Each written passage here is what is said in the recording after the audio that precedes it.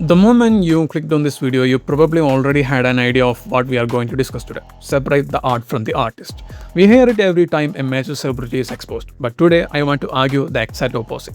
Today we are talking about why you cannot fully separate art from its creator and why continuing to do so blindly has become a deeply selfish stance. So let's get started.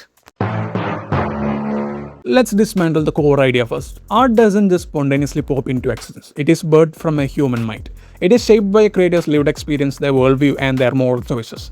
When an artist commits serious real-world harm like sexual assault, their true character is exposed. And here is the thing. Cinema is a medium that thrives on human connection. When an industry includes known abusers in a film, they aren't just hiring a talent, they are bringing that person's real-world gravity onto screen. You cannot completely detach the stains of real life from the canvas of fiction. The separate the art from the artist debate exploded during the MeToo movement because it exposed just how widespread this rot is. To look at predators' work and say, I only care about the art, I don't care about what they do in their private life, is a deeply selfish thing. It means someone values their 2 hours of personal entertainment over the lifelong trauma of a victim. It normalizes atrocities just so we don't have to face the discomfort of losing our favorite media. When the majority of the audience adopts the attitude of, I just want to watch the movie, the artist's life doesn't matter to me, they become part of a dangerous cycle. What happens to the victims in this scenario? They lose their careers, their mental health deteriorates, and they are forced into silence, questioning if the industry will ever be a safe space for them. Meanwhile, the predator continues to book massive projects, sign $1 million deals, and gain cultural prestige. In this industry, power protects power. If an audience signals that they will look the other way as long as the product is entertaining, we create a terrible reality. Talent becomes a free pass for abuse. Let's look at the structure. Historically, cinema has been aggressively male-dominated field, controlled by a tight circle of powerful producers, directors, and studio heads. This hierarchy creates the perfect breeding ground for abuse.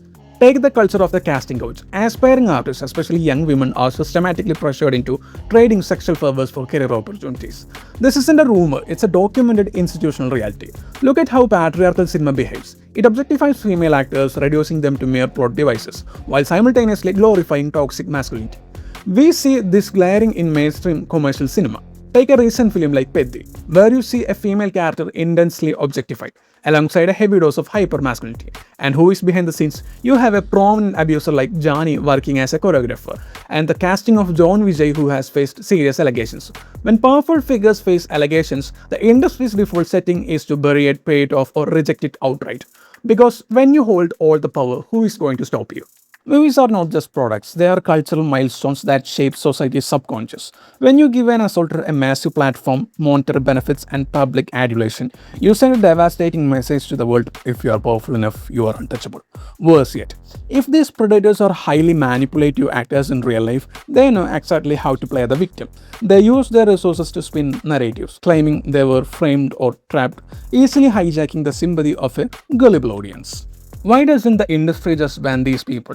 Because film industries are profit-driven, not morally driven. Money talks. If a top superstar is accused of heinous crime, the entire machinery moves to protect them because millions of dollars are riding on their back. Look at the Kannada film industry recently. The court granted actor Darshan permission to finish shooting his film Devil, despite him being the second accused in a brutal murder case. When billions are at stake, the victim's trauma becomes background noise.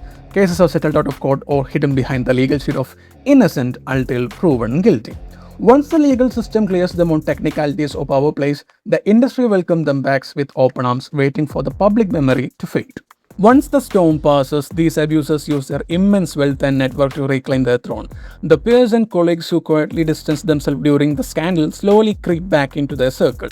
The movies start rolling again. The industry shows that it cares far more about rehabilitating the abuser than delivering justice to the victim. This is why audience resorts to boycotts. A boycott is not just internet noise, it is a moral and economic protest. The underlying philosophy is simple: not a single penny of my hard-earned money should go into the pocket of an abuser. We've seen boycott shift things in Hollywood to an extent, though systematic gaps remain as figures like Brad Pitt or Sean Penn continue to find space. But a boycott is an act of solidarity with the victims. It isn't an attack on art, it's an attempt to save art from being hijacked by predators. It is a demand for cinema to be safe workspace. Even those who refuse to watch a film in theaters or on official OTT platforms, opting for pirated versions instead, are operating on this core principle: zero financial enablement. This brings me to my personal dilemma. As a film critic, I recognize that a movie is a collective effort. It belongs to the camera crew, the light boys, the set designers, and the editors. Because I respect their labor, I have to watch and review these films. But do not mistake my professional duty for moral complaints. I have a massive problem with these abusers, and I have an even bigger problem with the people who enable them. I blame the casting directors, the producers, and the powerful A-list actors who have the power to say no, but choose to look the other way and share a set with a predator anyway. I don't blame the daily wage technicians or struggling actors, they don't have the leverage to say no without losing their livelihood. But the powerful ones, they have a choice, and choosing to work with an abuser makes them problematic. Abusers do not deserve a platform in cinema. Seeing them on screens is a jarring, uncomfortable reminder of systematic failure. If I choose to stay away, I might only cut off a tiny fraction of their monetary benefit. It won't stop them from making movies. But my question goes beyond that. As a paying audience member, it is my absolute right to demand that the art I consume is not tainted by criminals.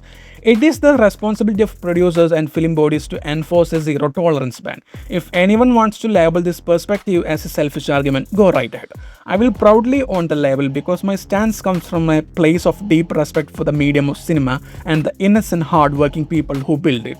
Thank you for watching. I will see you in the next video. Bye bye, guys.